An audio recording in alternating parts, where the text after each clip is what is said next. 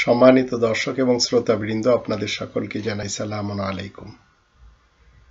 রবের শান্তির রাজ্যে আপনারা যে যেখানে আছেন, আমি ডক্টর একিউম মাহবুবুল্লাহ যশোরী আপনাদের সকলকে বলতে চাই, কোরআনের মুহাম্মদুর রাসূলুল্লাহর শত্রু যারা, তারা সবাই ভেজাল মোহাম্মদের ভেজাল মুসলমান শিয়া সুন্নি সালাফি উম্মতেরা কিভাবে ভেজাল করেছে তাদের বানানো কোরআন বিরোধী মন গড়া ধর্মে, সেটি আসুন আমরা একটু জেনে নিই। এর পূর্বে মুহাম্মদুর রাসূলুল্লাহ আমাদেরকে কি জানাতে চাচ্ছেন কোরআনের মাধ্যম দিয়ে, সেটি হলো 21 নম্বর সূরা আল আম্বিয়া এর আয়াত নম্বর 22। এখানে বলা হচ্ছে, লাউ কানা ফীহিমা আলিহাতুন ইল্লাল্লাহু লাফাসাদাতা ফাসুবহানাল্লাহি রাব্বিল আরশি আম্মা ইয়াসিফুন। এই দুইয়ের মধ্যে কোথাও যদি আল্লাহ ছাড়া আরো ইলাহ তথা হুকুমদাতা থাকতো, তাহলে দুটোই বরবাদ হয়ে যেত, মানে আকাশ এবং পৃথিবী, আসমান জমিন। সুতরাং পবিত্র মহান সে তো শুধু আল্লাহ তাআলারই, যে আল্লাহ বিশেষ সংসদের বা আরশের মালিক। মানুষেরা নিজেদের পক্ষ থেকে যা কিছু উদ্ভট কথা বলছে, ভেজাল মোহাম্মদের ভেজাল মুসলমান উম্মতেরা কিভাবে ভেজাল করে চলেছে তাদের মন গড়া ধর্মের ভিতরে, আসুন আমরা একটু জেনে নিই। মোহাম্মদ ইবনে আবদুল্লাহ সাহেবকে মুসলমানেরা দ্বিতীয় খুদা মানে, দ্বিতীয় গড মানে, দ্বিতীয় ঈশ্বর মানে, এবং তারা মানে না কোরআনের মুহাম্মদুর রাসূলুল্লাহকে।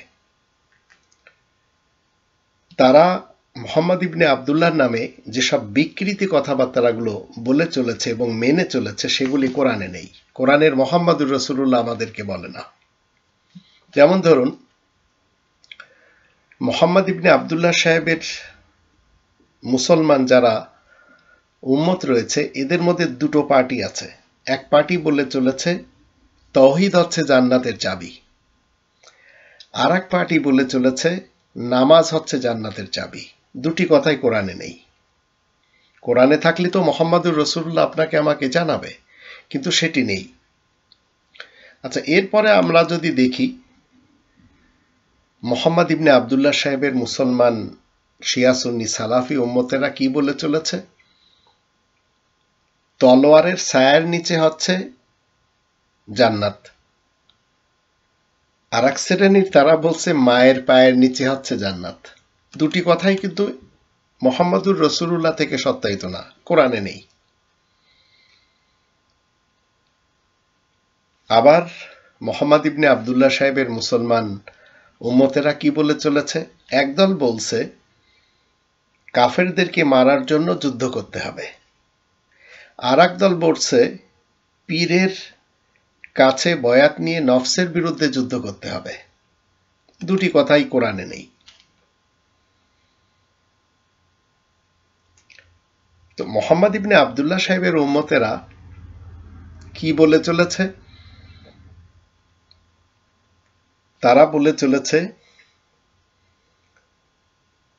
অন্যায়ের বিরুদ্ধে প্রথমে হাত দ্বারা, তারপরে মুখ দ্বারা, তারপরে অন্তর দ্বারা কি করতে হবে, যদি বিচার করা যায় করতে হবে, নইলে হিজরত করতে হবে। আর এক শ্রেণীর উম্মতেরা তারা কি করছে, এক মসজিদ থেকে আর এক মসজিদে, আর এক মসজিদ থেকে আর এক মসজিদে, ফাইনালে টঙ্গীর মাঠে যে হিজরত করছে, সাথে আবার বরিয়া বিস্তার এবং হাড়ি পাতিল লোটা নিয়ে ঘুরছে। কোরআন সব কথা বলে না। মোহাম্মদ সাহেবের উম্মতেরা বলছে যে বিয়ের সময় তোমরা খেজুর কি করবে, খুরমা ছিটকিয়ে দিবে। আর এক শ্রেণীর উম্মতেরা বলছে যে বিয়ের সময় যৌতুক দিতে হবে সাধ্য অনুযায়ী। দুটি জিনিসই কোরআনে নেই। আর এক শ্রেণীর উম্মতেরা কি বলছে, ধর্মের বিনিময়ে টাকা নেওয়া যাবে। আর এক শ্রেণীর বলছে ধর্মের বিনিময়ে দাওয়াতও খাওয়া যাবে, টাকাও নেওয়া যাবে। কোরআনে সব বলে না। আবার মোহাম্মদ সাহেবের উম্মতের এক অংশ বলছে গজওয়া হিন্দে অংশগ্রহণ করতে হবে।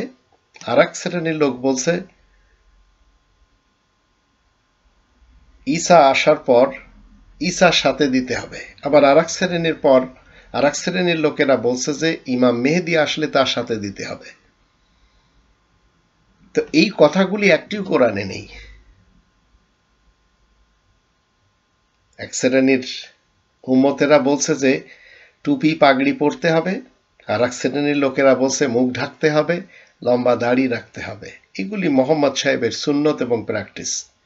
কোরআন থেকে মোহাম্মদুর রসুল্লাহ ওয়া খাতামান নাবিয়্যিন সত্যায়িত করেন না।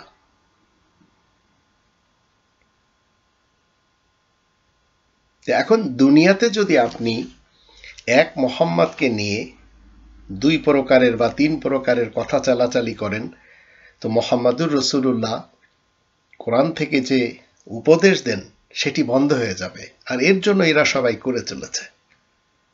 যেমন ধরুন,